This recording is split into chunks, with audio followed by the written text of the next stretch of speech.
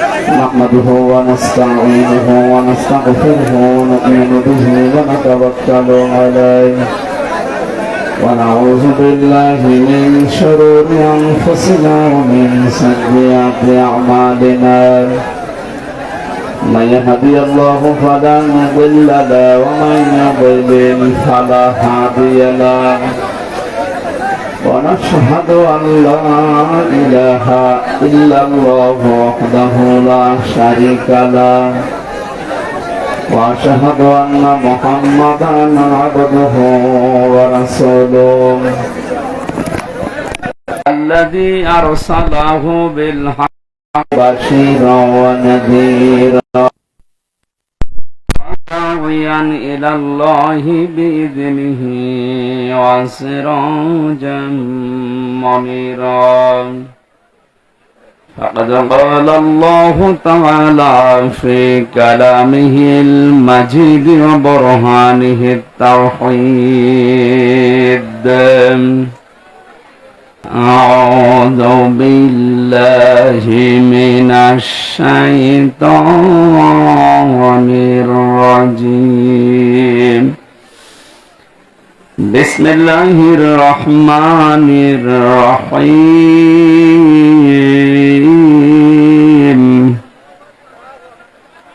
لقد صدق الله رسوله الرؤيا بالحق لتدخلن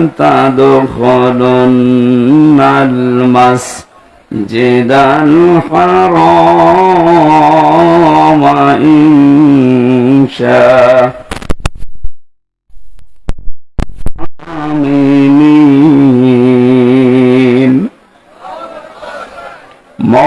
محلقين رؤوسكم ومقصرين لا تخافون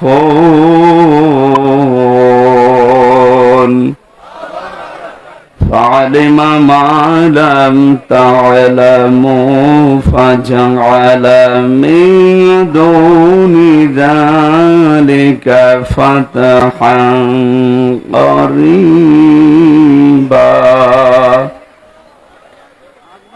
والذي أرسل رسوله بالهدى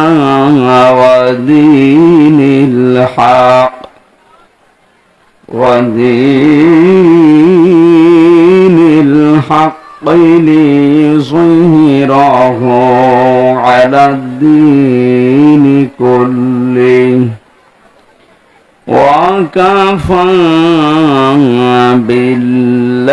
بالله شهيدا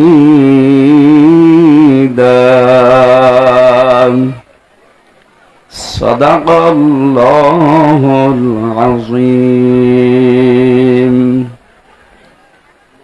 عن أبي هريرة رضي الله تعالى عنه قال قال النبي صلى الله عليه وسلم من تمسك بسنتي عند فساد أمتي فله أجر 100 شهيد رواه ابن ماجه وما زادهم إلا إيمانا وتسليما اللهم صل على محمد وعلى آل محمد كما صليت على إبراهيم এই জায়গাটা একটুখানি ঘুরে দিলে তো হয় এদিকে ঠিক আছে এখানে দাঁড়িয়ে আছেন কারা বসেন তো বসেন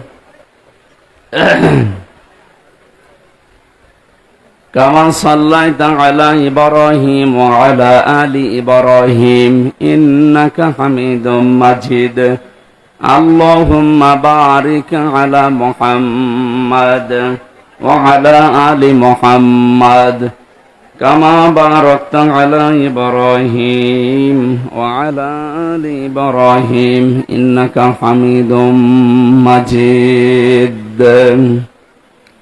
سبحانك لا علم لنا إلا ما علمتنا إنك أنت العليم الحكيم الحمد لله একবারে দোয়া করে দিলাম নাকি?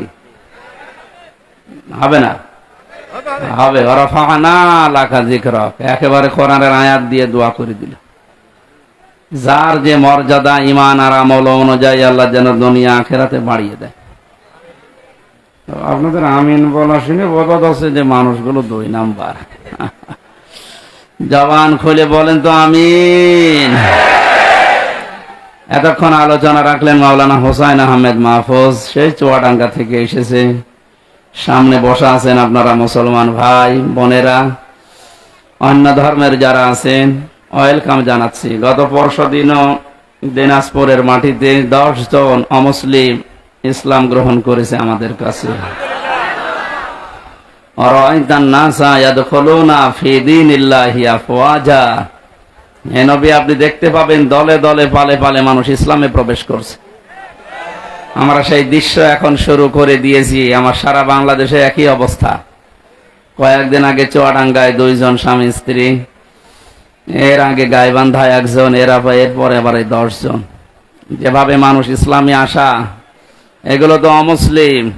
মুসলমানদের ভেতরে যারা মাঝারি আর ছোট জালেম ছিল, বড় জালেম তো সব পালিয়েছে, মাঝারি আর ছোট জালেম যারা ছিল তারাও এখন দিশেহারা, এদিক ওদিক না পেয়ে তারা এখন দলে দলে পালে পালে ইসলামে আসতেছে। তার মানে বোঝা যাচ্ছে যে এতদিন ওরা আসল মুসলমান ছিল না। কারণ যারা জুলুম করে ওরা মুসলমান থাকে না। কথা বুঝতেছেন? যারা জালেম এরা আল্লাহর মামলার আসামি। আমাকে মামলা দিয়েছিল এদেশের যিনি দায়িত্বে ছিলেন উনি, কিন্তু আল্লাহ মামলা দেবে ওনার বিরুদ্ধে, কারণ উনি জালেম গণহত্যাকারী হিসাবে তামাম দুনিয়ায় এখন স্বীকৃতি পেয়ে গেছে। তামাম দুনিয়ায় 228টা রাষ্ট্র, 57টা মাত্র মুসলমান রাষ্ট্র, বাকি সব তো ইহুদি খ্রিস্টান বৌদ্ধ হিন্দু। এগুলো দুনিয়ার সবাই এখন ঘোষণা দিচ্ছে। যিনি পালিয়ে গেছে, গত 2 দিন আগে তার ছেলে স্ট্যাটাস দিয়েছে, আমার মা কুকুরের মতো পালিয়ে গেছে। কি সুন্দর স্ট্যাটাস দেখেছেন? আমার মাকে দেশের মানুষ কুকুরের মতো তাড়িয়ে দিয়েছে। সুবহানাল্লাহ। সুতরাং যিনি পালিয়ে গেলেন তিনি সহ যারা দোসর ছিল, জালেমদের বড় বড় দোসরগুলো, যারা সরাসরি গণহত্যার সাথে জড়িত, 1150 মানুষ হত্যা করেছে এই দেশে 5 তারিখের আগ পর্যন্ত। এখনো পর্যন্ত 2700-র উপরে হাসপাতালের বেডে কাতরাচ্ছে। যার ভেতরে ন্যূনতম মনুষ্যত্ব আছে সে কোনো দিন জালেমের পক্ষ নিতে পারে না। কারণ কেউ যদি জালেমের তোষামত করে তাকে আল্লাহ 2টা জিনিস থেকে বঞ্চিত করে দেয়। 1 নম্বরে সে মরণের সময় ঈমান পাবে না, 2 নম্বরে ওর জন্য নবীর সুপারিশ হারাম। এখনো পর্যন্ত যারা জালেমের সাফাই গাচ্ছেন, তোষামতি করছেন, তাকে সাহস যোগাচ্ছেন যে আপা ঘাবড়াবেন না, আপনি ঘাবড়ালে আমরা নরম হয়ে যাই, আপনি মানুষ আছে না, আর আপনি তো জানোয়ার হয়ে গেছেন। আপনার এই সমস্ত কথা শুনে পাগল পাগলামি করে বলছে যে না আমি পাশে আছি, চট করে ঢুকে পড়বো, আপনি আসেন, আপনি আসেন। মাথা খারাপ হয়ে গেলে মানুষ কি না বলে কি না করে। এক লোক ছেলেকে বলছে, এই দোলা ভাই দাঁড়াও। দোলা ভাই মানে একবারে বাড়িতে গিয়ে বলছে, মা আমি মারা যাব। মারা যাবে কেন? বাবা আমার দোলা ভাই ডেকেছে। ও ঠিক আছে, ও মেনসে বাড়ি আসো করে আমি দেখতেছি। সারাদিন পরে যখন বাড়িতে এসেছে ডাক দিয়ে বলছে, কি গো তোমার মাথা ঠিক আছে? তুমি নাকি ছেলেকে দোলা ভাই ডেকেছো? বলছে, আরে মা গরু হালার এরকম হয়। একটা গরু হারিয়ে গেছে। কি হারিয়েছে? একটা গরু হারিয়ে গেছে, তাই ছেলেকে দোলা ভাই বলে ফেলছে, স্ত্রীকে মা বলে ফেলছে। একটা রাজত্ব হারিয়ে গেলে মাথা ঠিক থাকে? এই জন্যই তো উল্টা পাল্টা বকতেছে। নাই তো যে লোকটার নামে 113টা মামলা, সব মার্ডার মামলা, গুমের মামলা, সে কোন সাহসে এই কথা মুখ দিয়ে বের করে যে আমি পাশে আছি, চট করে চলে আসবো? ওর মাথা খারাপ হয়ে যায়নি? আপনি কি জানেন কত মানুষের বুক খালি করেছেন আপনি? কত মানুষ আশায় আছে আপনার শুধু একটু চামড়া পাওয়ার জন্য। কত মানুষ মান্নত করে আছে, আল্লাহ তুমি একটু চামড়া দিও। সুতরাং যেহেতু রাজত্ব হারিয়ে গেছে, তো আজকের স্ট্যাটাস দিয়েছে জয় সাহেব যে আমার মার মাথা খারাপ, ওনার কোনো বক্তব্য আপনারা কাউন্ট করবেন না। গরু হারালে মানুষ যদি বউকে মা বলে ফেলে, ছেলেকে দোলা ভাই বলে, রাজত্ব হারিয়ে গেলে অনেকে অনেক কিছু এখন বলবে। ও সমস্ত কথা আমরা কিছু মনে করব না ইনশাল্লাহ, কারণ এই মানুষগুলো এখন আর আমাদের টার্গেট নেই, এখন এরা টার্গেট হয়ে গেছে আল্লাহর। জালেমরা টার্গেট কার? এটা তো আমি বানালাম নাকি? সূরা শোরা 25 নাম্বার পারার 6 নাম্বার পৃষ্ঠার 13 নাম্বার লাইনের 42 নাম্বার আয়াতের প্রথম অংশে আছে, ইন্নামাস সাবিলু আলাল্লাযীনা ইয়াযলিমুনান নাস। আল্লাহ পাক বলেন, অবশ্যই আমি আল্লাহ নিজে মামলা দায়ের করব যারা মানুষ হয়ে মানুষের উপরে জুলুম করেছে। শব্দের দিকে খেয়াল করেন তো, যেহেতু আলেম আছে এখানে, আল্লাহ ইয়াজলিমুন কেন দিলেন? দুইটা শব্দ নিয়ে কালটা গঠিত, দুইটা কাল আছে এর ভেতরে, দুইটা সময় আছে, বর্তমান, ভবিষ্যৎ, প্রেজেন্ট, ফিউচার। আল্লাহ ইয়াজলিমুন আল মুসলিমুন দিতে পারতেন যে মুসলমানদের উপরে যারা জুলুম করেছে। আল্লাহ দিয়েছে ইয়াজলিমুন আন নাস। হিন্দু কি মানুষ না? কথা বলেন না কেন? খ্রিস্টান মানুষ না? এ পৃথিবীতে যে ধর্মের অনুসারী হোক না কেন, লোকটা তো মানুষ। মানুষ হয়ে যদি কেউ মানুষের উপরে জুলুম করে, ভবিষ্যতেও যারা করবে, এরা আল্লাহর মামলার আসামি। এতদিন যারা করেছেন এই 15.5 বছর, আপনি আর কিছু না বিশ্বাস করেন, সূরা শোরার এই 42 নাম্বার আয়াতের প্রথম অংশ 100% বিশ্বাস করতে পারেন, আপনি কিন্তু আল্লাহর কেসের আসামি। এটা একটা গরিব মানুষ, মাওলানা হারুন, দিনাজপুরে বাড়ি, এ যদি আমার বিরুদ্ধে মামলা দিত, আমি ওই সময় যে জায়গায় ছিলাম আকিস গ্রুপে, বাংলাদেশের ওরা 3-4 জনের ভেতরে একজন, কত টাকা লাগবে ওরে টাকা দিয়ে 2-3 দিনের ভেতরে আমি বের হয়ে চলে আসতাম। কি কথা বলে না কেন? পারতাম না? ওরা আমাকে গাড়ি চড়তে দিয়েছিল 1.25 কোটি টাকা, সেখানে ওরা কয় কোটি টাকা দিলে তো আমি চলে আসতে পারতাম। যেহেতু আমরা মামলার বাদী হারুন না, সভাপতি সাহেব না, একেবারে সরাসরি রাষ্ট্র, কিন্তু আর টাকা খাবেন না ওইভাবে। মামলার বাদী যত বড় হয়, মামলা তত জটিল হয়।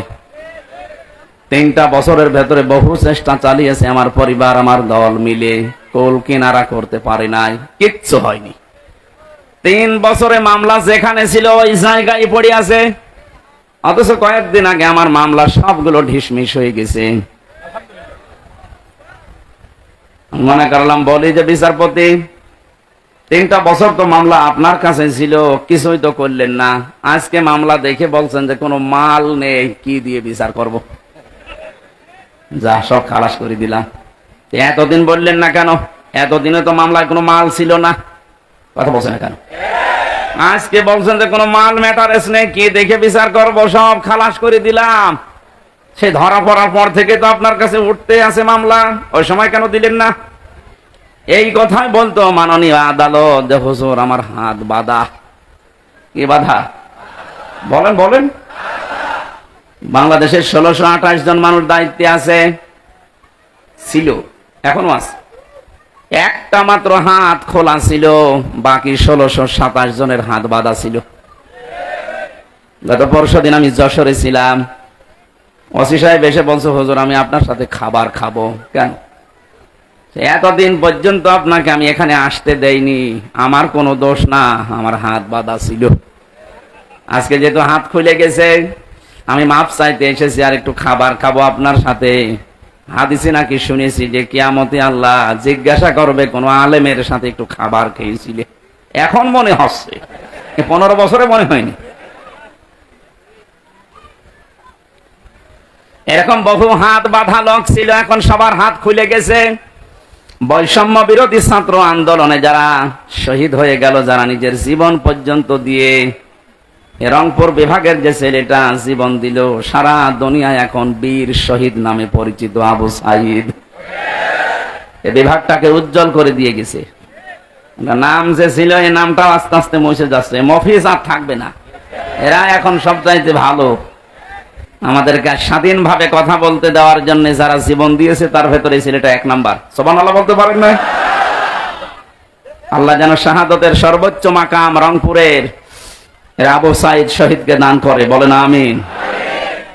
সুতরাং সংস্কার করার জন্য ওনারা যে উদ্যোগ নিয়েছিল, 9টা দফা দিয়েছিল, তার ভেতরে প্রথম যে আমরা কারো হাত এভাবে বাধা রাখতে চাই না, শুধু একজনের হাত খোলা, যা মনে চাইতো তাই করতো, আর বাকি সব তো হাত বাঁধা। হাইকোর্টের বিচারপতি যদি বলে আমার কিছু করার নেই, হাত বাঁধা, তাও তো আমার মামলা না, একেবারে ঠুনকো মামলা। এইটা দেখে উনি বলছেন না আমার কিছু করার নেই, তো তোর ওই চেয়ারে বসে থাকার দরকার কি, তুই ভ্যান চালা। যত তাফসির মাহফিল লিখেছেন, আমরা তাফসির আকারে কথা বলবো, আল্লাহ যেন আমাদের তৌফিক দেন। জাহাঙ্গীর আলম ভাই বলছিলেন যে একটা স্বস্তি লাগছে, একটা আনন্দ লাগছে, আমাদের আসলেও একটা আনন্দ লাগছে। কোন নিয়ামত পাওয়ার পরে যদি 3টা বিষয় আপনার সামনে আসে, তাহলে আপনি মনে করবেন যে আপনি নিয়ামতের শুকরিয়া আদায় করেছেন। কয়টা? এটা একটা নিয়ামত না? এই যে মুক্তভাবে জীবনে কথা বলতে পারছি এখন, উনি বলছিলেন না যে এখন আর অনুমতি নেওয়া লাগবে না। হ্যাঁ, আসলেই তাই। সারা বাংলাদেশে 56,000 বর্গ মাইল। কয়েকদিন আগে গোয়েন্দা বিভাগের যিনি প্রধান এই বাংলাদেশে এখন, তিনি আমাকে বলছিল, হুজুর যেখানে জেড আছে, আল্লাহ কথা বলেছে কোরআনে, আপনি ওই ফোর্সে কথা বলবেন, কোনো বাধা নেই, কারো অনুমতি এদেশে আর নেওয়া লাগবে না। অন্যান্য ধর্মের মানুষেরা যেভাবে তাদের ধর্ম পালন করে, আপনারা কোরআন প্রচার করবেন এই মুসলিম দেশে, উন্মুক্ত, কোন মহারতির আর অনুমতি লাগবে না। এটা বিশাল কথা না? বলছে যদি কেউ বাধা দেয়, একটু টাচ দেবেন, এই নাম্বার সেভ করে রাখেন, ওর ঠ্যাং ভেঙে ফেলবো। আমি বললাম যে স্যার আপনি ছিলেন কোথায়? বলছে না, আমি কয়েকদিন আগে দায়িত্ব পেয়েছি, আমি এর আগে ছিলাম না, আমি একজন মুসলিম, আমার যা দায়িত্ব আমি পালন করব মরণ পর্যন্ত। আল্লাহ যেন তাকে তৌফিক দেন, বলেন আমি। সুতরাং আমরা চাচ্ছি যত বিভাগ আছে বাংলাদেশে, বিচার বিভাগ, শিক্ষা বিভাগ, যত রকমের বিভাগ দেশে চলছে, স্বাস্থ্য বিভাগ সহ সব বিভাগের যারা দায়িত্বে আছেন, তাদের হাত যেন আর বাধা না থাকে, খুলে যায়। বলেন। হাত খোলা থাকলে মানুষের যে সাহস হয়, তার বাস্তব প্রমাণের শহীদ আবু সাইদ হাত খুলে দাঁড়িয়েছিল। কথা বলেন না কেন? হাত খুলে যেভাবে দাঁড়িয়েছে, কি সাহস বলেন তো? ওর কি জীবনের মায়া ছিল না? ছিল, ওর জীবনেরও মায়া ছিলাম। কয়েকদিন আগে গিয়েছিলাম আমার কবরে, ওর বাবা বলছিল ছোটবেলা থেকে এরকম প্রতিবাদী, এমনিতেই গরিব মানুষের ছেলে, কিন্তু অন্যায় দেখলেও সহ্য করতে পারে না, প্রতিবাদ জানাবে, সে পেছনে যা হয় হোক। যেহেতু হাত খোলা ছিল, দেখেছেন কি সাহস, নিজের জীবন পর্যন্ত বলেছে নে, বুকের ভেতর বলছে ঝড়, বুক পেতেছি গুলি কর, গুলিও করেছিল। যে মানুষগুলো গুলির সাথে সম্পৃক্ত, বলছে স্যার একটা মারি একটা মরে, আর একটা যায় না, কি মানুষ আছে? এগুলো সব জানোয়ার। আর ভিডিও করে করে আবার দেখাচ্ছে। যারা এর সাথে সম্পৃক্ত, কাউকে যেন ছাড় দেওয়া না হয়। নিরপরাধ যারা একেবারে ছোটখাটো জালেম আছে, এদের অত কিছু করার দরকার নেই। না, ছোটখাটো জালেমেরা কি করবে? আগস্টের 5 তারিখের 1টা পর্যন্ত সব একেবারে জান্নাতে ছিল। বিকাল 5টা বাজার পরে আমার বংশের, তো আমার কুষ্টিয়ায় বাড়ি, আমার বংশের 100 জনের 98 জন সব বঙ্গবন্ধুকে দ্বিতীয় নবী মনে করে, মানে এইরকম গোড়া আওয়ামী লীগ। আমারে বিকাল 5টায় বলছে, বাবাজি আমরা সব পাল্টিয়ে গেছি। মানে এখন আমরা সব জামাত ইসলামী। জামাত ইসলাম তাও ভালো, পরিবর্তন হয়ে এত দ্রুত 4.5 ঘন্টার ভেতরে ইমান এনেছে, এখন সব পাল্টিয়ে গেছে। এই জন্য ছোটখাটো যে মানুষগুলো মাঝারি ধরনের জালেম ছিলেন, আর একেবারে ছোট জালেম, তারা দেখছে না আর কাজ হবে না, কারণ জালেমরা আর ঘুরতে পারবে না এদেশে। মানুষ এখন বড় সচেতন। যারা আসতে চাচ্ছেন, আমরা তো দেখতে পাচ্ছি দলে দলে মানুষ আসতেছে, এখনো তওবার দরজা খোলা আছে, এখনো এদেশে আপনাদের জন্য উন্মুক্ত আছে। ছোটখাটো জুলুম করেছিলেন, ফিরে আসেন, ওয়েলকাম জানাচ্ছি ইসলামে। কোথায় আসবেন বলেন তো? ইসলামে আসবেন। আল্লাহ ইয়াসলিমুন আর নাস এমনি দেয়নি, ওই জুলুম তো বন্ধ হয়ে গেছে, কিন্তু এখনো জুলুম থেমে নেই। আপনি কি মনে করছেন জুলুম বন্ধ হয়ে গেছে? এখন অনেক ঘাপটি মারা মুনাফিক ছিল এই 5 তারিখের পর থেকে আজকের এই 13 তারিখ পর্যন্ত, ওরা এখনো পর্যন্ত থেমে নেই, ওরা এখনো চালিয়ে যাচ্ছে। যারা এগুলো করছেন আপনারা থামেন, নাই তো আপনার কপালে ওই জালেমদের মতো আগুন লাগবে। ওদেরকে এতদিন জালেম বলতেন আপনি নিজে, আর এখন নিজেই জুলুমবাজ হয়ে গেছেন। এখন আপনি নিজে মানুষের বাড়ি ঘরে আক্রমণ চালাচ্ছেন দিনে রাতে, চাঁদা তো আবার চালু হয়ে যাচ্ছে। এগুলো মানুষ না, এগুলো জালেম, এগুলো মামলার আসামি আল্লাহর। কার? যারা আল্লাহর মামলার আসামি হয় তারা আমাদের বন্ধু হতে পারে? এজন্য আপনারা থামবেন। আপনারা যদি না থামেন জনগণ উপযুক্ত জবাব দেবে সামনে ইনশাআল্লাহ। আজকের জরিপ দেখেছেন সকালে, ইন্টারন্যাশনাল জরিপ বের হয়েছে বাংলাদেশের। 100 জনের 28 জন জাতীয়তাবাদী দল যেটা আছে এটাকে সাপোর্ট করছে। 100 জনের 14 জন যারা বিদায় নিয়েছে জালেমদের সাপোর্টে আছে। 100 জনের 58 জন ইসলাম যারা চায় তাদেরকে সাপোর্ট করছে। এটা যদি অব্যাহত থাকে, চুপ করেন। জালেমরা তো বুঝে ফেলেছে, মুনাফিকরাও অনেকে বুঝেছে যে না, এত দিনকাল ভালো না। এই কয়দিনের ভেতরে যদি 58 ভাগ হয়ে যায় ইসলামপন্থীরা, আর 1 মাস যেতে দেন, 100 ভাগের 80 ভাগ হয়ে যাবে ইনশাআল্লাহ। এই জন্য অনেকে বলছে না, আর দরকার নেই, তাড়াতাড়ি আপনি দেন, আমরা আবার বসি। আবার বসি মানে জায়গাটা যদি ক্লিয়ার না করে ওই জায়গায় দেন, আবার তো দিনের ভোট রাতে হবে। এখন বিয়ে করে কেবল বাসর ঘরে ঢুকবে, দাদি শাশুড়ি এসে বলছে দেখো আমার কিন্তু একটা পতি চাই। অনেক মাথা নিচু করে বলছে দোয়া করেন হবে।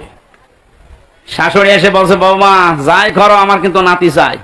ঠিক আছে দোয়া তো করেন। ননদ এসে বলছে আমার ভাতিজা চাই। দেবর এসে বলছে আমার ভাগ্নি চাই। স্বামী এসে বলছে তুমি কি করবা জানি না, আমার কিন্তু বেবি চাই। বউ এবার মুখ উঁচু করে বলছে স্বামী আপনার বংশের কি সব পাগল? কেবল আসলাম, এখনো কিছুই হইল না, আর আপনারা এক একজন বেবি চান, ভাতিজা চান, পতি চান, নাতি চান। আমার সময় তো দেবেন 10 মাস 10 দিন। সময় না দিয়ে যা করেছেন, আরম্ভ করেছেন, আমি পাবো কোথায়? আমি কি ওগুলো ফ্লেক্সি লোড করে সাথে নিয়ে আসবো? যাদের আমরা দায়িত্ব দিয়েছে ছাত্র জনতা মিলে, এরাকে ফ্লেক্সি লোড করে নিয়ে আসবে, এই জায়গাগুলো পাল্টাতে হবে না? একটু সময় তো দেবেন, অন্তত 10 মাস 10 দিন। কথা বলেন না কেন? এখনই লাফাচ্ছেন। জামাতে ইসলামীর কেন্দ্রীয় আমির ডাক্তার শফিকুর রহমান জানিয়েছে আমরা সময় দিতে চাই, যৌক্তিক এবং সম্মানজনক একটা সময় চাই। যে সমস্ত জায়গাগুলো এই 15.5 বছরে পুরাটা নষ্ট হয়ে গেছে, আপনি একটু ভাবেন তো কত বড় দুর্নীতিগ্রস্ত হলে জাতীয় মসজিদের ইমাম পালিয়ে যায়, কেন্দ্রীয় মসজিদ বাইতুল মোকাররমের ইমামও পালিয়ে গেছে। কোথায় ছিল দেশটা? প্রত্যেকটা দিক আর বিভাগে এরকম। এই সুনামগঞ্জের সাল্লায় দেখলাম একটা ইসলাম শিক্ষা পড়াচ্ছে হিন্দু টিচার। আপনি বলেন হিন্দু সে ইসলাম শিক্ষা পড়াচ্ছে, কোথায় নামিয়েছে ইসলামকে? শিক্ষা ব্যবস্থা কোথায় নিয়ে গেছে? প্রত্যেকটা জায়গা এরকম। বিচার বিভাগ কোথায় গিয়েছিল আপনি টের পাননি? কালামানিকের দিকে তাকিয়ে বিসি উড়ে গেছে। মানুষের কি রাগ বলেন তো, যে জায়গা আর দেখতে পাইনি এমন জায়গায় লাগিয়েছে যে সাদা বিসি শেষ। কে যেন ডাবিং করে বলছে তাই বলে আমার বিসিতে মারবে? লজ্জা আছে ওর? এই শয়তান জায়গায় থাকতে যে জুলুম অত্যাচার করেছে, আল্লাহকে ভুলে গেছে নাকি? ওয়ালা তাহসাবান্নাল্লাযীনা যালামু, হে নবী আপনি কি মনে করেন ওয়ালা তাহসাবান্নাল্লাহা গাফিলান আম্মা ইয়ামালুয যালিমুন? নবী আপনি কি মনে করেন যে আমি জালেমদের সম্পর্কে একেবারে বেখবর হয়ে বসে আছি, আমার কোনো খোঁজ খবর নেই? সবচাইতে বেশি খবর রাখে আমি জালেমদের। আল্লাহ যে জালেমদের খবর রাখেন এটার বাস্তব প্রমাণ দেখেননি? আর কি দেখবেন বলেন তো? আমার জীবনে সব পূরণ হয়ে গেছে। ও কালামানিক যেদিন খেজুর পাতায় না কলা পাতায় ছিল, ওই দিন আমার মন ভরে গেছে। যা, আর কিছু লাগবে না। আল্লাহ যদি দুনিয়া আর কিছু নাও দেখায়, আমার আর কিছু দেখার দরকারও নেই।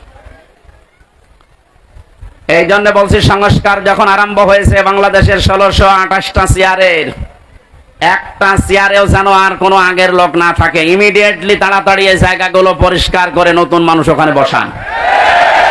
হয়তো এরা না মাঝে মাঝে নতুন নতুন ইস্যু তৈরি করে আবার এই দেশটাতে পৃথিবীকে দেখাবে যে এখনো আমরা শান্ত হতে পারিনি। আমরা তো শান্তই আছি।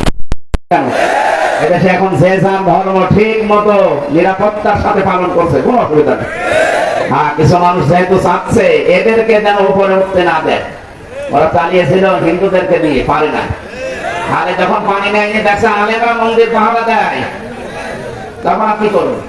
ওটা বাদ দিয়ে এবার চালিয়েছে প্রধান বিচারপতিকে দিয়ে, দেখি কিছু করা যায় কিনা। ছাত্র জনতা দেখলো না, তখন আর হালে পানি নেয়নি, আবার লাগিয়েছে আনসার। আনসার মানে সাহায্যকারী। কিসের সাহায্যকারী? শয়তানের সাহায্যকারী। এটা দিয়েও পারে নাই, ডাক্তারদের লাগিয়েছে, ওইটাও হাতে পানি নেয়নি।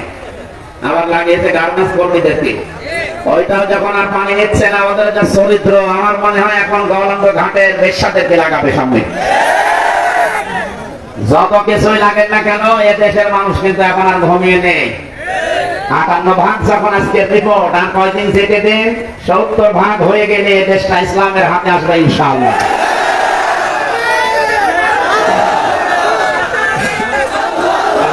কথা বলতে দেন।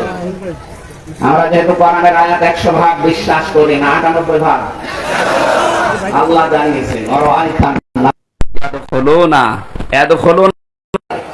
বর্তমান ভবিষ্যৎ, প্রেজেন্ট ফিউচার। এভাবে যখন দেখবেন যে আল্লাহর সাহায্য এসে গেছে, তখন আপনি বিজয় দেখতে পাবেন। আর বিজয় দেখলে সেই কয়টা কাজ বিজয়ের পরে হয়, তার প্রথম কাজে দলে দলে পালে পালে মানুষ ইসলামে প্রবেশ করবে, করবে। এটা অব্যাহত থাক, বলেন আমিন। তিনি আমাদেরকে আজকে তাফসীর মাহফিলে নিয়ে আসলেন, এই মুক্ত জীবনে কথা বলতে পারছি মুখ ভরে, মানে জবান খুলে দিয়ে, তাকে ধন্যবাদ জানিয়ে বলছি। দরুদ সালাম পড়ছি মুহাম্মদুর রাসূলুল্লাহ সাল্লাল্লাহু আলাইহি ওয়াসাল্লামের উপরে। আমার আজকের তেলাওয়াত কিন্তু আয়াত সূরা ফাতিহা। কোন সূরা? বলেন। ফাতাহ শব্দের শাব্দিক অর্থ বিজয়। যেহেতু একটা বিজয় পেয়েছি আমরা, পরাধীন থাকলে মানুষ যে কি অসহায় থাকে আমি রিমান্ডে বুঝেছিলাম। মাটির নিচে যখন আমাকে নিয়ে যেত, মাঝে মাঝে চোখ কালো কাপড় দিয়ে বেঁধে, আমার মাথায় দড়ি লাগিয়ে, হাতে হ্যান্ডকাপ দিয়ে টাঙিয়ে রেখেছিল 11 ঘন্টা। এমন একটা অসহায়ত্ব জায়গায় ছিলাম, দুনিয়ার কোনো মানুষের আওয়াজ নেই সেখানে। মাটির নিচে একেবারে কিং কর্তব্য বিমূঢ় হয়ে, কোনো আওয়াজ যায় না। কোন নামাজ হচ্ছে, কোন আজান হচ্ছে, কিছু জানি না। জোহর, আসর, মাগরিব, ইশা পড়েছি আমি ইশারায়। আমি জানি না যে আজান হয়েছে কিনা, নামাজ হয়েছে কিনা, কারণ কোথায় আছে আমি নিজেও জানি না। পরবর্তীতে দেখলাম মাটির নিচ থেকে ওই সিঁড়ি দিয়ে উপরে তুলছে। এই যে স্বাধীন দেশের নাম শুনতাম যে আমরা স্বাধীন, অথচ আমরা ছিলাম পরাধীন। কি ছিলাম? এই কঠিন অবস্থা থেকে আল্লাহ আমাদেরকে তুলে আনলেন সেখানে। আপনি লক্ষ্য করেন, আজকে মাওলানা মামুনুল হক আছে রংপুরে, কালকে মনে হয় দিনাজপুরে আসবে। কয়েকদিন আগে আমার কুষ্টিয়ার বাংলাদেশ জামাত ইসলামী কুষ্টিয়া জেলা শাখার উদ্যোগে 550 আলেমকে এক জায়গায় করেছিল। আপনি ভাবেন বাস্তবতা নিয়ে, আজ 550 আলেম 3.5 ঘন্টা 4 ঘন্টা আমরা আলোচনা করেছি। কোনো বাধা নেই, কোনো ভয় নেই, কোনো আশঙ্কাও নেই। অথচ আগস্টের 5 তারিখের আগে 550 না, 5.5 জন আলেম এক জায়গায় হলে 10টা মামলা হয়ে যেত। কোথায় থেকে কোথায় আল্লাহ নিয়ে এসে দিয়েছেন, শুকরিয়া আদায়ের জন্য বলেন আলহামদুলিল্লাহ। দরুদ আর সালাম পড়ছি কেন? কারণ বিশ্বনবীকে আল্লাহ পৃথিবীর রহমত করে পাঠিয়েছিলেন। তিনি শুধু সৌদি আরবের নবী ছিলেন না। আউলিয়া জোহান্নাস ইন্নী রাসূলুল্লাহি ইলাইকুম জামিআ। হে নবী, আপনি দুনিয়ার মানুষকে জানান আমি শুধুমাত্র এই এলাকার জন্য নবী হয়ে আসি নাই, তামাম পৃথিবীর যত জায়গা আছে সবার জন্য আমি রাসূল। বলেন সুবহানাল্লাহ। তামাম পৃথিবীর যে জায়গা আছে তার ভেতরে বাংলাদেশ নেই। বলেন। যদি বলেন 1450 বছর আগে বাংলাদেশ ছিল, ছিল। এই জায়গাটায় যে ওই সময় আল্লাহর নবী মুহাম্মদুর রাসূলুল্লাহর সাহাবী ইসলাম নিয়ে আমাদের দেশে আগমন করেছিলেন, তার প্রমাণে রংপুর বিভাগের লালমনিরহাট জেলার পাটগ্রাম থানায় একটা মসজিদ পাওয়া গেছে যার বয়স 1475 বছর। হিসাব করে দেখতেছে মৃত্তিকা গবেষণাগার যারা আছে মাটি পরীক্ষা করে, ওখানে যে শাল লেখা ছিল মসজিদের উপরে, ওই মাটি গাজীপুরের মৃত্তিকা গবেষণাগারে পরীক্ষা করে দেখা গেছে এর যা বয়স ওই সময়ও বিশ্বনবী দুনিয়ায় 3 বছর জীবিত ছিলেন। তার মানে প্রমাণ হয়ে গেছে নবীজি জীবিত থাকতে বাংলাদেশ নামক এই ভূখণ্ডে আল্লাহ ইসলাম পাঠিয়ে দিয়েছে। এই জন্য আমরা নিয়ামত হিসাবে রাসূলুল্লাহকে যারা পেয়ে কদর করে নাই, সম্মান দেয় নাই, আল্লাহ পাক কিন্তু সে নিয়ামতকে তাদের মাঝে রাখে নাই।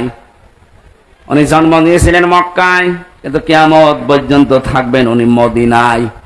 যেখানে আসলেন ওখানে কিন্তু বেশি দিন ছিলেন না, 63 বছরের ভেতরে মাত্র 53 বছর ছিলেন। কত বলেন বলেন? 53 বছর মাত্র জীবন কাটিয়েছেন সে মক্কায়। আর ওই 53 বছরের পর থেকে বাকি 10 বছর এবং এই 1450 বছর একাধারে তিনি যেখানে আছেন তার নাম মদিনা। তার নাম কি? ওই মানুষগুলো এত বেশি শ্রদ্ধা সম্মান জানিয়েছে, সাহায্য করেছে রাসূলুল্লাহকে, আল্লাহ এত বেশি খুশি হয়েছিলেন তাদের উপরে, কিয়ামত পর্যন্ত তাদের বুকের মাঝে আল্লাহ রাসূলকে রেখে দিয়েছেন। এখানে লাইমস্টোন হজ গ্রুপের ব্যবস্থাপনা পরিচালক আছে, হাজার হাজার মানুষকে দেশ থেকে উনি আল্লাহর ঘরের মেহমান করে নিয়ে যায় খেদমতের জন্য। আমি জিজ্ঞাসা করছি, জাহাঙ্গীর ভাইকে জিজ্ঞাসা করছি, মানুষ শুধু যদি হজ করতে যায়, সে ফরজ হজ নফল হজ যাই হোক, মক্কা বাদে হজের জায়গা আর আছে? নেই। আপনি যদি শুধু মক্কাতেই হজের কাজগুলো করতে পারেন আপনার হজ হয়ে যাবে, মদিনায় না গেলেও হজের ক্ষতি হবে না। লক্ষ লক্ষ মানুষেরা প্রায় 600 কিলোমিটার মক্কা থেকে মদিনা, 450 মাইল, এত বড় পথ পাড়ি দিয়ে এই পৃথিবীর তামাম পৃথিবীর কোটি কোটি মানুষ যারাই হজ করতে যাবে কিয়ামত পর্যন্ত, তারা মক্কাতে হজ শেষ করে ফেললে ও মদিনায় তারা 2 দিন 5 দিন 7 দিন 10 দিন রাসূলুল্লাহর মহাব্বতে 40 ওয়াক্ত নামাজ পড়ে তারপরে আসে। অথচ হজের কাজ সেখানে নেই, আর রাসূলকে সালাম দেওয়ার জন্য। এখান থেকে আমরা শিক্ষা যেটা নিতে পারি, যে নিয়ামতের শুকরিয়া আদায় মক্কার লোকেরা করে নাই, আল্লাহ তাদের মাঝে রাসূলুল্লাহকে পাঠিয়েছেন কিন্তু রাখেন নাই। যারা শুকরিয়া আদায় করেছিল, নিয়ামতের গুরুত্ব দিয়েছিল, কিয়ামত পর্যন্ত আল্লাহ তাদের কাছে রাসূলকে রেখে দিয়েছে। আমাদের উচিত হবে আমরা যে নিয়ামত পেলাম, এই যে মুক্ত জীবন, নিয়ামতের শুকরিয়া আদায় করার জন্য আমি বলেছিলাম শর্ত মানা লাগে কয়টা? 3টা। বলেন তো কয়টা? আরো জোরে বলেন। কোরআনে কারীম জানাচ্ছে, ওয়াইদ তাযানা রাব্বুকুম লাইন শাকারতুম লাযিদান্নাকুম ওয়া লাইন কাফারতুম ইন্না আযাবি লাশাদীদ। স্মরণ করো ওই সময়ের কথা। আল্লাহ পাক বলেন, যদি আমি কাউকে নিয়ামত দেই আর নিয়ামতের শুকরিয়া আদায় লোকটা করে, ওর জীবনে লাযিদান্নাকুম, আমি নিয়ামত বাড়াতেই থাকবো। শুধু বাড়িয়ে দেব না, বাড়াতেই থাকবেন। এবার আসেন নিয়ামতের শুকরিয়া আদায় করে কি করে? বাংলাদেশ, ভারত, পাকিস্তান সহ এই এলাকার মানুষরা মনে করে যে টুটি পর্যন্ত খেয়ে ঢেকর একটা তুলে বললাম আলহামদুলিল্লাহ হয়ে গেল। না, এটা নিয়ামতের শুকরিয়া আদায়ের একটা বাক্য মাত্র, কিন্তু শর্ত মানা লাগবে আপনাকে 3টা। কয়টা? আপনি শুনতেছেন? 1 নম্বরে আপনাকে বলা লাগবে যে হ্যাঁ এটা নিয়ামত। 15.5 বছর পরে যেটা পেলেন, সত্যি করে মুখ দিয়ে উচ্চারণ করেন তো, এটা কি নিয়ামত? বলেন বলেন। 96% মুসলমান আমরা এখানে বাস করি, অথচ আমাদের ধর্মীয় গ্রন্থ কোরআনে কারীমকে প্রচার করার জন্য 14 জায়গায় অনুমতি নেওয়া লাগতো। কত বড় নিয়ামত আমরা পেয়েছি যে এখন কোনো অনুমতি না, ওরা এসে আরো পাহারা দেয়।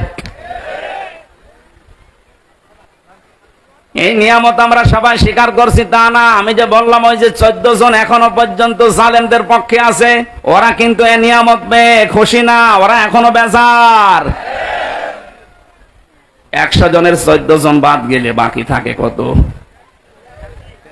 86% মানুষ এখন আমরা সবাই শুকরিয়া আদায়ের জন্য বলেন আলহামদুলিল্লাহ। 2 নম্বরের শর্ত হচ্ছে আপনার মনের ভেতরে একটা আলাদা আনন্দ আপনি অনুভব করবেন, অনির্বচন শোক আপনি পাবেন। যেটা আমি পাচ্ছি, জাহাঙ্গীর ভাই বলল পেয়েছে, আমরা অনেকেই পাচ্ছি, খালি পাচ্ছে না ওই 14 জন। 3 নম্বরে শুকরিয়া আদায়ের শর্ত হচ্ছে যে উদ্দেশ্য নিয়ে নিয়ামতটা আপনি পেলেন ওইটা তার জায়গা মতো পৌঁছিয়ে দেবেন। যেহেতু 9 দফা কর্মসূচি ছিল, যারা ছাত্র আন্দোলনে যুক্ত ছিল তাদের প্রথম কর্মসূচি যে কোনো বৈষম্য থাকবে না। কথা বলছে না কেন? এই ছেলেটা বিশ্ববিদ্যালয় থেকে অনার্স মাস্টার্স করা, এর সাথে আর একটা ছেলে পড়েছে। এই 15 বছরের যেটা হাল দেখলাম আমরা, ফার্স্ট ক্লাস ফার্স্ট হওয়ার পরে ওই জায়গায় বসতে পারবে না, আর 70 রোল নাম্বার যার, সে টাকা দিয়ে ওই জায়গায় বসে পড়বে।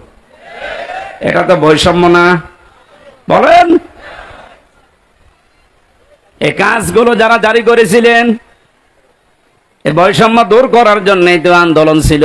সুতরাং আমরা দেখতে চাই এদেশের 1 ইঞ্চি জায়গায় যেন বৈষম্য বলে কিছু না থাকে। আর এটা দূর করার জন্য মানুষের তৈরি করা আইন কানুন দিয়ে 100% সম্ভব না, এটা সম্ভব হবে আল্লাহর এই কালাম দিয়ে। সুতরাং নিয়ামতের যদি সত্যি পরিপূর্ণ শুকরিয়া আদায় করতে চাই, আল্লাহ পাকের এই নিয়ামত, এই কালাম দিয়ে 56,000 বর্গ মাইল চলা লাগবে। এটা আমরা দেখতে চাই না। এটা তো রাজনীতি না, এটা নিয়ামতের শুকরিয়া আদায়ের মাধ্যম বললাম, কারণ এটা ছাড়া আপনি পারবেন না। আল্লাহর কালাম যেখানে নেই, আপনি মনে করেন যে হ্যাঁ ও সমস্ত দেশ উন্নত, আমিও দেখে এসেছি, কিন্তু ওখানে 100% ন্যায় বিচার নেই। আমি যে সিঙ্গাপুর, মালয়েশিয়া, থাইল্যান্ড সহ কতগুলো দেশ ঘুরে আসলাম কিছুদিন আগে, ওখানেও দেখেছি শান্তি আছে, কিন্তু 100% ন্যায় বিচার ওই দেশে নেই। কারণ ওখানে আল্লাহর এই কালাম দিয়ে দেশ চলে না।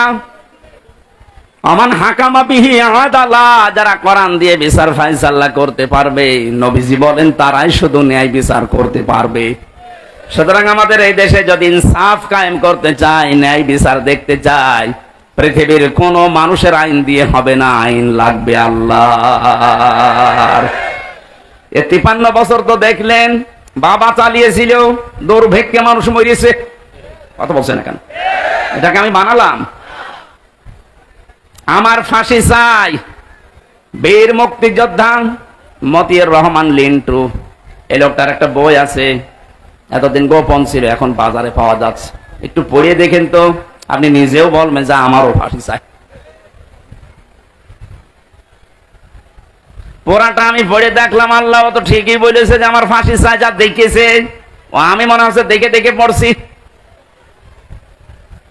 বাস্তবতা কি পেলাম? 53 বছরের ভেতরে বাবা চালিয়ে যা সুখ দেওয়ার দিয়ে গেছে, স্বামীও চালিয়েছিল, চাচা চালিয়েছে আপনার রংপুরের। কথা বলছেন এখন? বউ চালাইলো তো দেখলাম কেমন করে চালায়, ভাবিও চালিয়েছে। কাঙ্ক্ষিত মানের ন্যায় বিচার শুধু বুকে বলে উড়িয়েছে যে ন্যায় বিচার কায়েম করছি, না কিচ্ছু করতে পারি নাই।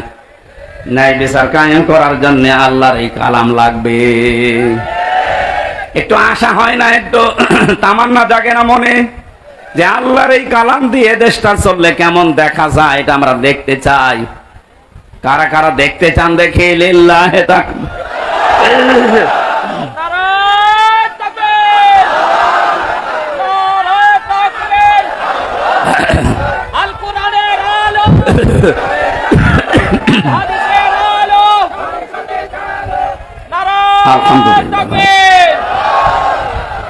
আমার গলা ভেঙে যাচ্ছে, মাইক আসলে সেরকম না তো। সূরা ফাতিহায় বিজয়, এই সূরা থেকে মাত্র 2টা আয়াত পড়েছি, আমরা তাফসিরে প্রবেশ করছি। আল্লাহ পাক বলেন, লাকাদ সাদাকাল্লাহু রাসূলাহুর রুয়া বিল হাক্কি লাতাদখুলুন্নাল মাসজিদাল হারামা ইনশাআল্লাহু আমিনিন। এরা ওঠে কারা? এরা খুব জরুরি নাকি? খুব জরুরি হলে যান, তাছাড়া একটু একটু কথা শোনার চেষ্টা করেন। আমি গুরুত্বপূর্ণ কিছু পয়েন্ট এখান থেকে বের করবো ইনশাআল্লাহ। আল্লাহ পাক বলেন, অবশ্যই আমি আমার রাসূলকে যে স্বপ্ন দেখিয়েছি, এই স্বপ্নটা অতি শীঘ্রই বাস্তবে রূপ দেব। আমি আল্লাহর ইচ্ছায় আমার রাসূল মসজিদে হারাম, যেটা পবিত্র ঘর, শান্তির জায়গা, এখানে নিরাপত্তার সাথে প্রবেশ করবে। এ ঘোষণাকার। প্রশ্ন আসতে পারে, এটা তো ১৫০০ বছর আগের কথা, এই আয়াত এখন আমাদের শোনানোর দরকার কি? এবার আসেন, ১৫০০ বছর আগে এই রসুলকে আল্লাহ যে স্বপ্ন দেখিয়েছেন, এই রাসূলুল্লাহ জানিয়েছে, আল উলামা ওয়ারাসাতুল আম্বিয়া, আলেমরা নবীর উত্তরাধিকারী, নায়েবে রাসূল, নবীর ওয়ারিস। এ কথা শুনেছেন কোনদিন? সুতরাং রাসূলুল্লাহ তো আর কিয়ামত পর্যন্ত থাকবে না, তার নায়েব থাকবে, তার উত্তরাধিকারী থাকবে। কথা বলেন না কেন? তার রুহানি সন্তানরা থাকবে, এই যে আলেম যারা আছে তারা। সুতরাং রাসূলুল্লাহ যে স্বপ্ন দেখেছিলেন, আল্লাহ তা বাস্তবে রূপ দিয়েছে। কিয়ামত পর্যন্ত তো রাসূল থাকছেন না, তার নায়েব থাকবে। এই নায়েবরাও কিয়ামত পর্যন্ত, নায়েবে রাসূল যারা স্বপ্ন দেখবে, তাদের স্বপ্ন আল্লাহ কিয়ামত পর্যন্ত বাস্তবায়ন করবেন। আমি একজন নায়েবের কথা একটু উল্লেখ করছি, শহীদ আল্লামা দেলাওয়ার হোসাইন সাইদি রহমতুল্লাহ আলাই। উনি যে নায়েবে রাসূল, আপনার কি ধারণা আছে যে না উনি নায়েবে রাসূল না? শুধু এ দেশে না, সারা বিশ্বের ভেতরে যদি 10 জন আলেমের তাফসীর মানুষ ডাবিং করে শোনে, তার ভেতর উনি একজন। আমি পৃথিবীর বহু দেশে গেছি, যেখানে যাই সেখানে ডাবিং করে করে আল্লামা দেলাওয়ার হোসেন সাইদি, ডাক্তার জাকির নায়েক, এই মানুষগুলোর লেকচার মানুষ শোনে।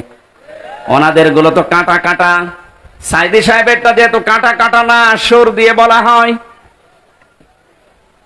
দুনিয়ার মানুষেরা অনেকেই সুরের পাগল, এজন্য ইনার তাফসীরটা বিভিন্ন ভাষায় ডাবিং হয়ে মানুষগুলো শুনতেছে, বোঝে না অনেকে, তারপরও কান্দে। ওনার কণ্ঠের ভেতরে একটা এমন একটা মায়াবী জিনিস দিয়েছিলেন। আমি অনেক কঠোর মানুষকে দেখেছি, ওনার নাম শুনতে পারে না, কিন্তু ওনার কণ্ঠের তাফসীর শুনলে বসে জিমা যা কথা ঠিক আছে। রাসূলুল্লাহকে আল্লাহ বলেন, লাকাদ সাদাকাল্লাহু রাসূলাহুর রুয়া বিল হক। অবশ্যই আমার রাসূলকে আমি যে স্বপ্ন দেখিয়েছি, ওই স্বপ্নকে আমি বাস্তবে রূপ দেব। ওনার স্বপ্ন তো 1400 বছর আগে দেখেছিলেন, ওইটা রূপও দিয়েছেন। হযরত আবু বকর, হযরত ওমর জিজ্ঞাসা করেছিলেন, হে রাসূল, হুদায়বিয়ার সন্ধির সময় আপনি বললেন যে আমি স্বপ্ন দেখেছি যে মসজিদে হারামে নিরাপত্তার সাথে প্রবেশ করছি, হজ করে তাওয়াফ করে আবার ফেরত যাচ্ছি। কই আপনার এই স্বপ্ন তো আমরা বাস্তবে দেখতে পাচ্ছি না। এখানে এসে ওরা আমাদেরকে বাধা দিয়েছে। এমন যে সমস্ত শর্তগুলো হুদায়বিয়ার সন্ধিতে আপনি করলেন, একটাও আমাদের পক্ষে আসে না। আপনার এই স্বপ্ন তো স্বপ্ন না। বিশ্বনবী বলেন, ওমর, আমি কি তোমাকে বলেছি এবছর এই স্বপ্ন বাস্তবায়ন হবে? স্বপ্ন যখন দেখেছি, আমার আল্লাহ রুইয়া বিল হক, এ শব্দ এমনি এমনি দেয়নি। উনি অবশ্যই ওনার ওয়াদা পালন করবে, সত্যতা হক আদায় করে যথার্থভাবে আমার স্বপ্নকে উনি দেখাবেই। ঠিক পরবর্তী বছরে আল্লাহ সে স্বপ্নকে বাস্তবায়ন করে দেখিয়েছে। রাসূলুল্লাহ এখন নেই, যেহেতু বারবার বলছে এগুলো রাসূলের নায়েব, রাসূলের ইস্তালাভিষিক্ত মানুষ, ওনারাও যে স্বপ্ন দেখবে। শহীদ আল্লামা সাইদি যে স্বপ্ন দেখেছিলেন, এই দেশে কালেমার পতাকা উড়বে, এটা আমি বানালাম। এক কথা বলেন না কেন? ইঁদুরের গর্ত খুঁজে পাবেন না, উনি কথা বলেছিলেন। বাস্তবে আমরা দেখলাম যে ঠিক পাইনি। বলেছিলেন শুধু নাড়া দেওয়া হবে, দিল্লি গিয়ে পড়বেন, ঠিক পড়েছি। ওনার স্বপ্নগুলো একটা একটা করে সবই দেখছি বাস্তবে রূপ নিচ্ছে। ওনার আরো স্বপ্ন ছিল ৫৬,০০০ বর্গ মাইল উপরে কালেমার পতাকা উড়বে।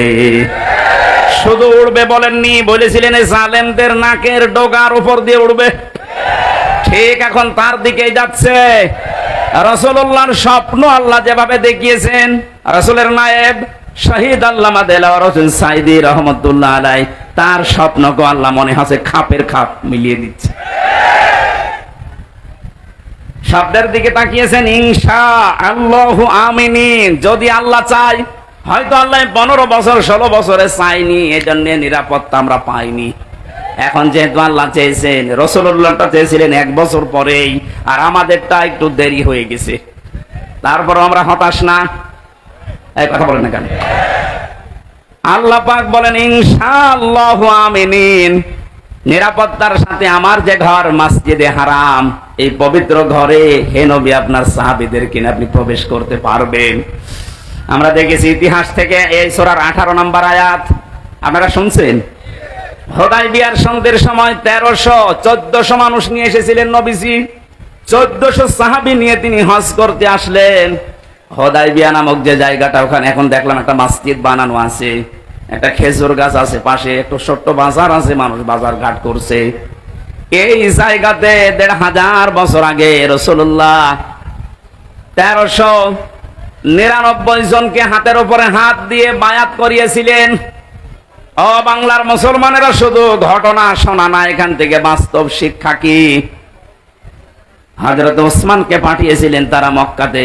ওরা ওসমানকে বেঁধে রেখে ঘোষণা দিয়েছে যে ওসমানকে হত্যা করা হয়েছে। ওই সময় রমজান মাস ছিল। নবীজি সাহাবীদেরকে বললেন, তোমরা সবাই আমার হাতের উপরে হাত দাও, ইহরামের যে কাপড় পরা আছে হজ করার জন্য ওইটা খুলে ফেলো। এখানে যেহেতু হজের ব্যবস্থাপনা পরিচালক আছেন লাইমস্টোন, আমি বারবার বলছি এই কারণে, বাংলাদেশে বহু মানুষ হজের কাজ করছেন। আমি নিজেও গেছি ফরিদপুরের একজনের মাধ্যমে, ঝিনাইদহের একজনের মাধ্যমে। আপনাদের এই এলাকা ভিত্তিক আমি যতটুকু খবর নিয়েছি, শুনলাম, আর ওনারা অনেক দিন থেকে ওই দেশের সাথে পরিচিত। এমন এমন মানুষের সাথে হজে উমরাতে যাওয়া দরকার, যেখানে গেলে আল্লাহর নিদর্শনগুলো দেখা যায়। আজকে আমি আসার পরে যে কথাগুলো শুনেছি, আশা করছি অনেক কিছু ওনারা আল্লাহর নিদর্শন দেখাতে পারবে। এই জায়গাটাতে একটু ঘাপলা আছে। যারা এই কাজগুলো করে ব্যবসার খাতিরে, তারা কিছু টাকা পয়সা বাঁচাতে অনেক মানুষকে আল্লাহর সৃষ্টি নিদর্শন দেখায় না। বহু জায়গা আছে দেখার মতো। আল্লাহ বলেন, কুল সিরু ফিল আরদ ফানজুরু, জমিন ভ্রমণ করো আর নজর করে দেখো। ওনাদের যারা দায়িত্বে আছেন, জাহাঙ্গীর ভাই সহ, মুয়াজ্জিম ভাই সহ আর যারা আছে, আপনারা যদি যেতে চান ওই মানুষগুলোর সাথে যোগাযোগ করবেন আর বলে দেবেন, এই যে কোরআনে হাদিসে যে বর্ণিত জায়গাগুলো আমাদের দেখান, আমাদের ঈমান যেন যা আছে আরো বেড়ে যায়। আমি তো শুধু হজে যাইনি, 45টা দিন যত কিছু কোরআন হাদিসে পড়েছি সব মিলাতে গেছি।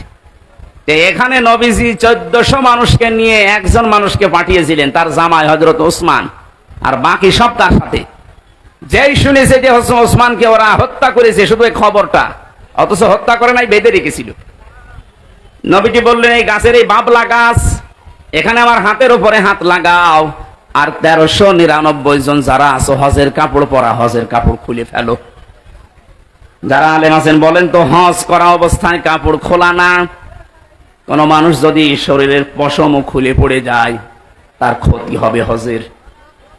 হজের যে সমস্ত কাজগুলো আছে, একটাও যদি আপনার ওয়াজিব যেগুলো উলট পালট হয়ে যায়, বিনা কারণে আপনি চুল টেনে ছিঁড়তে পারবেন না। কথা বুঝতেছেন?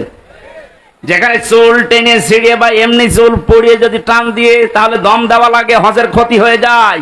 সেখানে আপনার এহরামের কাপড় নবীজি বললেন খুলে ফেলো, সাধারণ কাপড় পরো। নবী কি জানতেন না যে আমার ফরজ হজ নষ্ট হয়ে যাবে? জানতেন না? জানার পরও কেন করলেন? এবার আসেন দ্বিতীয় নম্বরে। ওই সময় ছিল রোজার মাস, আর রমজানে রোজা ফরজ। নবীজি বললেন, সবাই ভেঙ্গে ফেলো রোজা, এখন রোজা রাখা লাগবে না, পরবর্তীতে দরকার হয় রোজা করে দিবা। ইসলাম আমরা কোন জায়গা থেকে, কে কোথা থেকে নিচ্ছি জানি না, ইসলাম নেওয়া লাগবে রাসূলুল্লাহর কাছ থেকে। অমনি হিসাব মিলান, আজকে এই 1400 বছর পরে 1399 জন মানুষ নবীজির হাতে হাত দিলেন। আল্লাহ কোরআনের আয়াত নাযিল করলেন ওই সময়, লাকাদ রাদিয়াল্লাহু আনিল মুমিনিনা ইয ইউবাইউনাকা তাহতাশ শাজারাতি ফাআলিমা মা ফি কুলুবিহিম ফানজালাস সাকিনাতা আলাইহিম ওয়া আসাবাহুম ফাতহান করিবা। শব্দ দিয়েছেন, দেখেছেন, লাকাদ, অবশ্যই আমি আল্লাহ রাজি হয়ে গেছি, অথচ কাজ এখনো শুরু হয়নি। আল্লাহ বলেন, আমি রাজি হয়ে গেছি। রাদিয়া এটা মাসির সিগা, এটা অতীতের শব্দ। আল্লাহ গ্যারান্টি দিয়ে বলছেন, আমি রাজি হয়ে গেছি আনিল মুমিনিনা, ওই মুমিনদের উপরে, তাহতা শাজারা, এই যে বাবলা গাছের নিচে আপনার হাতের উপরে যারা হাত দিয়েছে, এই বায়াত দ্বারা গ্রহণ করছে, ইদি ইউবাইউনাকা, আপনার কাছে যারা শপথ নিচ্ছে, বাক্য বায়াত গ্রহণ করছে, এদের প্রত্যেকের উপরে আমি আল্লাহর রাজি হব না হয়ে গেছি? বলেন বলেন। চিন্তা করলেন না কোনদিন একটা শোনার পরে যে কেন আল্লাহ রাজি হয়ে গেল? অথচ 2টা ফরজ তারা তরক করছে, হজ ভেঙে ফেলছে, রোজা ভেঙে ফেলছে। কেন? কি এত ঘটনা ঘটে গেছে? মাত্র একটা মানুষকে ওরা আটক করে রেখেছে, ঘোষণা দিয়েছে মিথ্যা যে মেরে ফেলেছি, তাছাড়া কিছু না। এখনো তো শুরু হয়নি কিছু। এতটুকুর পরে যদি নবী এতগুলো কাজ করতে পারেন, আল্লাহর নবী এতগুলো মানুষের হাত দেওয়ার পরে নিজের হাতটা উপরে বললেন এটা ওসমান নেই। আজকে যারা এই বায়াত নিচ্ছে সবার উপরে যেহেতু আল্লাহ রাজি, আমি এই হাতটা দিলাম, এটা ওসমানের হাত। বিশ্ব নবী জানালেন সাহাবীরা, আজকে আমাদের শপথ হচ্ছে একটা, ওসমান হত্যার বদলা না নিয়ে আমরা কেউ মদিনায় ফেরত যাব না। এই সংবাদ যখন ছড়িয়েছে যে 1399 জন নবীর হাতে হাত দিয়ে বায়াত গ্রহণ করছে যে ওসমান হত্যার বদলা না নিয়ে ওরা ফেরত যাবে না মদিনায়, ওরা এই সংবাদ গিয়ে ভয়ের চোটে ওসমানকে ছেড়ে দিয়েছে। সুবহানাল্লাহ, আলহামদুলিল্লাহ, আল্লাহু আকবার বলার জন্য আমি বলি না। এখানে শিক্ষা কি? একটা মানুষের জীবনের মূল্য কত বেশি। নবীজি শুধু একটা মানুষকে হারিয়েছিলেন, তা ওরা মেরে ফেলেছে, মিথ্যা সংবাদ ছড়িয়েছে। এ কারণে যদি তিনি বলতে পারেন আমরা প্রতিশোধ না নিয়ে আজকে মদিনায় যাব না, হজ এখন থাক, ইহরামের কাপড় খুলে ফেলো, রোজা ভেঙে ফেলো, আগে আমরা প্রতিশোধ নেব, শরীরের শক্তি অর্জন করো। 1100-র উপরে মানুষ মারা গেল 5 তারিখের আগে। আমাদেরও এখন শপথবদ্ধ হওয়া দরকার। আপনি কি বুঝে হা করছেন নাকি আন্দাজে হা করছেন? ইসলাম এইটার নাম। আজ আমরা যদি ঐক্যবদ্ধ হয়ে এভাবে সব এক জায়গায় হতে পারি না, একজনের জন্য নবীজি যদি সব বাদ দিয়ে প্রতিশোধ নেওয়ার জন্য শপথ নিতে পারে, 1100 মানুষের জন্য যে লোকটা দায়ী, ও চট করে ঢুকে পড়বে, আমরা আঙ্গুল চষবো। আপনি আসেন, আপনি আসেন, আপনাকে দেখছি, আসেন। এখানে একটা টাচ দিয়ে রাখি, কয়েকদিন আগে শিল্পকলা একাডেমির একজন দায়িত্ব পেয়েছে। এই লোকটার নাম সৈয়দ বেলাল আহমেদ, না হেলাল, বেলাল না হেলাল আহমেদ জানো। এই লোকটা দায়িত্ব পাওয়ার পরে চেয়ারে বসে ঘোষণা দিয়েছে আল্লাহর বিরুদ্ধে যে 2024 সালে মেয়েদের পর্দা করার দরকার নেই। পর্দা করা এটা তো হামজার নির্দেশ। কার? বলেন বলেন। সরাসরি কথা বলেছে হামজার বিরুদ্ধে না আল্লাহর বিরুদ্ধে? এটা যেহেতু তাফসীর মাহফিলে এই মানুষগুলো না, এটা রেকর্ড হচ্ছে, কালকেই সারা দেশে ছড়াবে। আমি এখন 18 কোটি মানুষের দায়িত্ব নিয়ে কথা বলছি। ইমিডিয়েটলি এই নাস্তিককে চেয়ার থেকে নামাতে হবে। এই কথা বলেন না কেন? নয়তো এরকম সাহস পাবে, কিছুদিন পরে কালামানিকের মতো আরেকজন আসবে। আমরা চাই এই নাস্তিক সৈয়দ হেলাল উদ্দিন নাকি হেলাল আহমেদ শিল্পকলার দায়িত্বে যে পেয়েছে, আল্লাহর বিরুদ্ধে কথা বলিস। 96% মুসলমানের দেশে আল্লাহর বিরুদ্ধে কথা বলা মানুষ আমরা দেখতে চাইছি। আরে না, ওকে পাল্টাতে হবে, ওকে পাল্টাতে হবে। এর জন্য যদি আবার শপথ নেওয়া লাগে, আমরা শপথ নিতে রাজি আছি। স্বপ্ন যখন দেখেছে রাসূলুল্লাহ নায়েবরা, এ স্বপ্ন বাস্তবায়ন হবে। উনি যখন বলেছিলেন জালেমদের নাকের ডগার উপরে কালেমার পতাকা উড়বে, ইনশাআল্লাহ এ স্বপ্ন বাস্তবায়ন হবে। এই জন্য আয়াতের মাঝে আল্লাহ ইনশাআল্লাহ দিয়েছেন, ইনশাআল্লাহু আমিনিন। নিরাপত্তার সাথে আপনি চলতে পারবেন। মুহাল্লিকিনা রুসাকুম ওয়া মুকাসসিরিনা লা তাখাফুন। যখন মসজিদে হারামে প্রবেশ করে কেউ চুল কসর করে, কেউ টাক করে ফেলবে, কোনো ভয় থাকবে না তোমার মনের ভেতরে। ফাআলিমা মা লাম তা'লামু, এটা তো তুমি জানতে না, আমি আল্লাহ তোমাকে জানিয়েছি। আমি আল্লাহ নিজে জানি, কিন্তু তোমরা নিজেরা এটা জানতে না। ফাজআলা মিন দুনি যালিকা ফাতহান করিবা।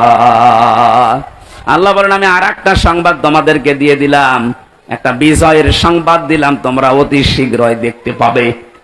1400 বছর আগে রাসূলকে যেমন আল্লাহ দেখিয়েছিলেন, আমাদেরকে দেখাতে পারবে না, ওই শক্তি আল্লাহর নেই। বলেন বলেন। আমরা এরকম 1399 জনের মতো যদি ঐক্যবদ্ধ হয়ে শপথ নিতে পারি, আজকে কোন জালেমের ছাড় নেই। আল্লাহ শুধু এতটুকু দেখেই কাফেরদের মনের ভেতরে ভীতি সঞ্চার করে দেবে, ওরা ভয়তে ওসমানকে ছেড়ে দেবে। আজ বিশ্বের দিকে তাকান, আন্তর্জাতিক মহলরা কিন্তু অনেকে এখন নজর দিচ্ছে এই দেশের দিকে। এ বিষয়টা গোপনীয়, এই জন্য আমি বলছি না। আপনি মনে করছেন দেশে ইসলাম কায়েম হয়ে গেলে আপনি টিকে থাকতে পারবেন না। আমার পাশে যে প্রতিবেশী আছে, প্রতিবেশী কোনোদিন চায় যে আমরা এদেশে দিন কায়েম করে ফেলি? ওরা আমাদের এই দেশকে যখন ভাগ হয় তখন নাকি সাহায্য করেছিল পাকিস্তানের কাছ থেকে আলাদা করার জন্য। এই জন্য ওনারা আমাদের বন্ধু। আজ ওনারা 7 সিস্টারের মাধ্যমে 7 ভাগ হচ্ছে, আমরাও সাহায্য করব। আপনি যদি 1 ভাগ করে বড় বন্ধু হয়ে যান, আমরা 7 ভাগ করে দিচ্ছি, আমরা তো আরো বড় বন্ধু। অলরেডি শুরু হয়ে গেছে, যা শুরু হয়েছে মণিপুরে, দেখেন কি হয় কয়দিন পরে। ধুতি নিয়ে টানাটানি বেজে যাবে দাদার। সাতাহাং কারিবা, আসন্ন বিজয় আমরা দেখতে পাচ্ছি, বিজয় খুব নিকটে। আল্লাহ যেন চর্ম চোখে এটা দেখার তৌফিক দেয় যে দেশটা কোরআন দিয়ে চলছে এবং নিরাপদে আছে। শুধু চললেই হবে না, নিরাপত্তা লাগবে। 228টা রাষ্ট্র এখন দুনিয়ায়, মাত্র 57টা মুসলিম রাষ্ট্র, এর ভেতরে অধিকাংশগুলোই মুনাফিক। কথা বলেন না কেন? তাও আশপাশের প্রতিবেশীগুলো যদি ইমানদার পেতাম তাও আশার সঞ্চার হতো। প্রতিবেশীগুলো সব হারামি আর বেঈমান। তারপরও মনুষ্যত্ব যেহেতু আছে, চীনের রাষ্ট্রদূত যা বলেছে সেই দিন, এমনকি মায়ানমারের রাষ্ট্রদূত যে পজিটিভ কথাগুলো বলছে, আশা করছি বাকি যারা আছে সবার মন আল্লাহ ঘুরিয়ে দেবে। এই দেশে আবার নায়েবে রাসূলের এই স্বপ্ন পূরণ হবে, কালেমার পতাকা পথ করে উড়বে ইনশাআল্লাহ। মেয়েদের যে জুজুর ভয়গুলো দেখানো হচ্ছে যে ইসলামে দেশে কায়েম হয়ে গেলে আপনাদের ঘরের ভেতরে থাকা লাগবে, এটা মিথ্যা কথা। জামাতে ইসলামের কেন্দ্রীয় আমির উনি ঘোষণা দিয়েছে জুজুর ভয় বাদ দেন, ইসলাম যদি দেশে কায়েম হয় সবচেয়ে বড় নিরাপত্তার সাথে থাকবে মেয়েরা। তখন আর ধর্ষণের সেঞ্চুরি হবে না। কথা বলেন। আল্লাহ আমাদেরকে এই দৃশ্য দেখার সুযোগ যেন করে দেন, বলেন আমিন। আপনাদের